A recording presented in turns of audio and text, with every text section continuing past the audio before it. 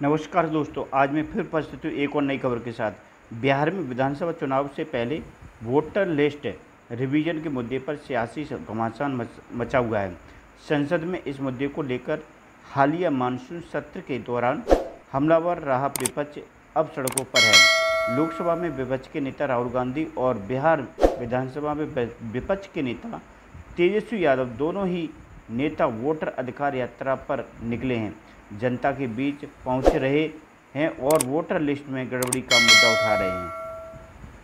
यह यात्रा अब अपने अंतिम पड़ाव की ओर है। वोटर अधिकार यात्रा में शामिल होने उत्तर प्रदेश के मुख्य विपक्षी दल समाजवादी पार्टी के प्रमुख अखिलेश यादव भी बिहार पहुंच गए हैं। अखिलेश यादव पटना से सीवान के लिए रवाना हो चुके हैं, जहां वे आज राहुल गांधी और तेजस्वी यादव के साथ कदम ताल करते नजर आएंगे। अखिलेश यादव आरा तक इस यात्रा में शामिल होंगे। अखिलेश यादव के इस यात्रा में शामिल होने को बिहार में महागठबंधन की अगुवाई कर रहे राष्ट्रीय अध्यक्ष जनता दल आरजेडी के मुस्लिम यादव समीकरण को पीडीए पिछड़ा दलित और अल्पसंख्यक में तब्दील करने की कोशिश के रूप में देखा जा रहा है। लेकिन सवाल यह भी है कि क्या बात बस इतने तक ही है? भोजपुरी बेल्ट में अखिलेश को भी मैदान में उतारने के पीछे राहुल गांधी और तेजस्वी यादव की रणनीति क्या है?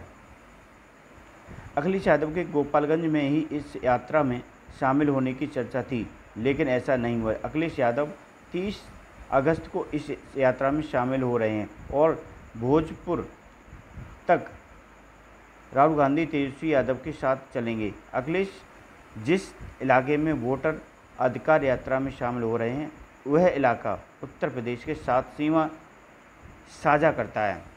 जिस गोपालगंज के अखिलेश के यात्रा में शामिल होने की चर्चा थी, वह यूपी के देवरिया से सटा हुआ है। वही सीवान, सारण और भोजपुर की सीमा बलिया से लगती है।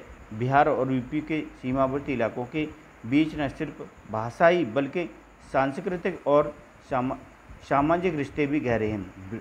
रोटी बेटी का रिश्ता रखने वाले दोनों राज्यों के इन इलाकों की सियासत पर भी इसकी झलक साफ नज़र आती है। बिहार के इन इलाकों से यूपी की जो सीमावर्ती सीटें लगती हैं, पिछले साल हुए लोकसभा चुनाव में उन सीटों पर सपा उम्मीदवार जीते थे।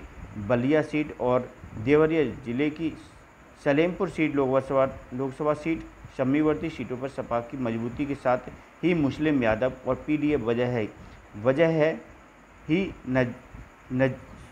नज़र स्वर्ण बोर्ड पर भी है। अखिलेश यादव को इन इलाकों में उतारने के पीछे सामान्य वोटर, खासकर ब्राह्मण वर्ग को साधने का प्लान भी है। सपा का बड़ा ब्राह्मण चेहरा रहे छोटे लोहिया जनेश्वर मिश्रा का गांव शुभन तही बलिया जिले की जिस बलिया विधानसभा सीट में आता है, उस सीट की सीमा सीवान, सारण और भोजपुर तीनों जिलों में से लगती है। महागठबंधन की कोशिश है कि इन इलाकों में 2020 के विधानसभा चुनाव का प्रदर्शन दोहराया जाए। बिहार विधानसभा के पिछले चुनाव में महागठबंधन ने सीवान जिले की 8 में से 6, सारण जिले की 10 में से 7 और भोजपुर जिले की 7 में से 5 सीटों पर जीत हासिल की थी। गोपालगंज लालू यादव का गृह जिला है और इसी जिले में महागठबंधन का प्रदर्शन आरजेडी की उम्मीदों के अनुरूप नहीं रहा था। गोपालगंज जिले की 6 में से इन इलाकों में महागठबंधन की कोशिश पिछला प्रदर्शन दोहराने गोपालगंज में प्रदर्शन सुधारने की है। बिहार में विपक्षी महागठबंधन इस बार चुनाव से पहले अलग रणनीति पर काम करता नजर आ रहा है।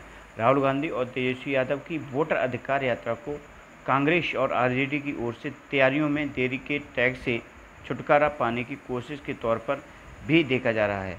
वहीं इस यात्रा के पूरे प्लान में माइक्रो लेवल की चुनाव रणनीति में इलाका झलक रही है।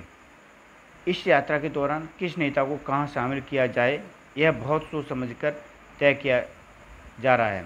महागठबंधन में अखिलेश यादव को उतारने के लिए उन इलाकों का चयन किया जहां सपा का प्रभाव हो सकता है। प्रियंका गांधी इस यात्रा में मिथिलांचल के इलाके में शामिल हुई। उन जानकी मंदिर में पूजन किया। यह इलाका बीजेपी का गढ़ माना जाता है। मिथिलांचल में ही तमिलनाडु के सीएम MK स्टालिन भी शामिल हुए। मिथिलांचल की आबादी का बड़ा हिस्सा, खासकर युवा, रोजगार की तलाश में दूसरे राज्यों में रहते हैं और पिछले कुछ वर्षों में से तमिलनाडु के शहर भी इसी इलाके में पसंदीदा स्पॉट के तौर पर उभरे हैं। कर्नाटक सिद्धरमैया गोपालगंज में यात्रा में शामिल हुए। गोपालगंज से लेकर हाजीपुर तक, सासाराम से बक्सर और आरा तक बड़ी संख्या में युवा उच्च शिक्षा और रोजगार के लिए बेंगलुरु का रुख करते हैं।